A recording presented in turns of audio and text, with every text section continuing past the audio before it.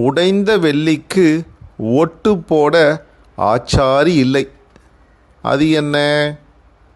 அச்சோ, உடஞ்சி போன வெள்ளிக்கு ஒட்டு போகிறதுக்கு யாருமே இல்லையாமே. பாவமாக இருக்குது.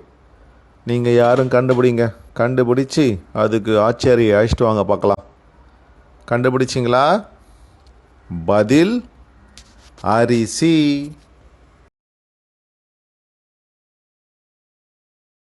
உடுத்த சேலையை உரித்து உள்ளே இருப்பதை உள்ளி உனக்கு பாதி எனக்கு பாதி.